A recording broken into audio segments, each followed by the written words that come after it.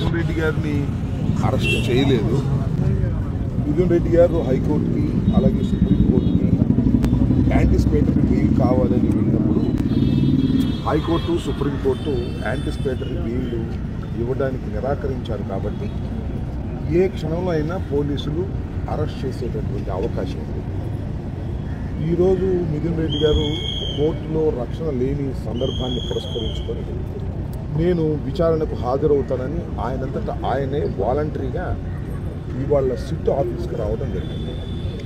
SIT ఆఫీసును విచారించి arrest చేస్తారా, లేక విచారించి మళ్ళీ రేపు రమ్మంటారా, ఎల్లుండి రమ్మంటారా, ఫైనల్గా అరెస్ట్ చేస్తారా అనే అంశాలు ఖచ్చితంగా పోలీసు వారి డిస్కషన్కి సంబంధించినటువంటి అంశాలు. కాబట్టి ఈ పూటే అరెస్ట్ చేయొచ్చు, లేదా కొంత విచారణ జరిగిన తర్వాత ఆయన అరెస్ట్ చేయొచ్చు. కానీ ఒకటైతే వాస్తవం, అరెస్ట్ చేయటం ఖాయం అనేది మా అందరి అభిప్రాయం. ఎందుకంటే సుప్రీంకోర్టు హైకోర్టు కూడా అరెస్ట్ చేయవద్దు అని చెప్పలేదు. కాబట్టి పోలీసులు ఎప్పుడైనా ఏ క్షణమైనా అరెస్ట్ చేయొచ్చు. అందువల్ల పోలీసులకు అవైలబుల్గా ఉండేందుకు మరి మిథున్ రెడ్డి గారు పార్లమెంటు సభ్యుడు అయినటువంటి మిథున్ రెడ్డి గారు రావడం జరిగింది. ఇది ఒక అన్యాయమైన అక్రమమైన పొలిటికల్ కక్ష సాధింపుతో చంద్రబాబు నాయుడు గారి ప్రభుత్వం పన్నినటువంటి పన్నాగం ఈ లిక్కర్ కేసు. ఈ లిక్కర్ కేసులో వాస్తవాలు ఏమీ లేవు, అన్ని అభూత కల్పనలు. ఒక విధంగా చెప్పాలంటే ఒక నవలలాగా రచించారు. ఇది రచించింది చంద్రబాబు నాయుడు గారు, లోకేష్ గారు.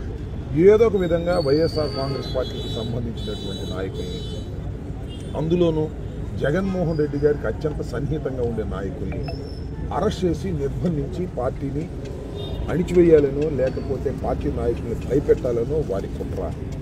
ఈ కుట్రలకు భయపడటానికి ఎవ్వరూ సిద్ధంగా లేరు.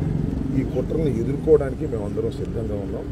మిథున్ రెడ్డిని అరెస్ట్ చేసినా, మరొకరు అరెస్ట్ చేసినా పార్టీ ఎక్కడా కూడా వెనుకంజు వేసేటటువంటి ప్రశ్న ఉద్భవించదు. ఖచ్చితంగా వీటన్నిటిని ఎదుర్కొంటాం. అసలు లిక్కర్ స్కామ్ జరిగే అవకాశమే ఈ ప్రభుత్వంలో లేదు, మా ప్రభుత్వంలో. ఎందుకంటే మా ప్రభుత్వం అంతా కూడా గవర్నమెంట్ ద్వారా మాత్రమే లిక్కర్ అమ్మేం తప్ప ప్రైవేట్ పరం ఎవరికి చేయలేదు. డిస్టిలరీకి దేనికి పర్మిషన్ ఇవ్వలేదు. మొత్తం టోటల్గా 20 డిస్టిలరీలు ఉంటే ఒక్క డిస్టిలరీకి కూడా వైఎస్ఆర్ కాంగ్రెస్ పార్టీ అధికారంలోకి వచ్చిన తర్వాత పర్మిషన్ ఇవ్వలేదు.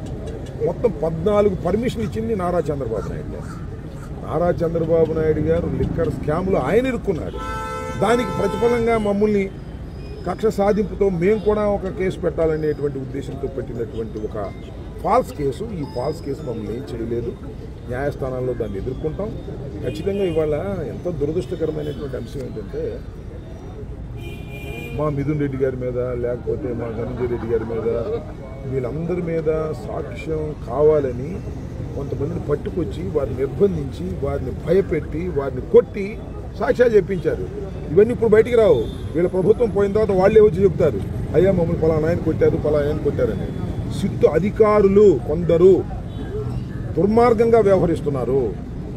ఆ సిట్టు అధికారులు ఎవరైతే దుర్మార్గంగా వ్యవహరిస్తున్నారో వారి గురించి రేపు సాక్షులే చెప్తారు. మమ్మల్ని కొట్టి ఇట్లా 164 ఇప్పించారండి, మమ్మల్ని కొట్టి వాంగ్మూలం ఇప్పించారని చెప్పిన రోజున వాళ్ళు ఇరుక్కుంటారు. ఆ విషయాన్ని వారు గుర్తించాలి.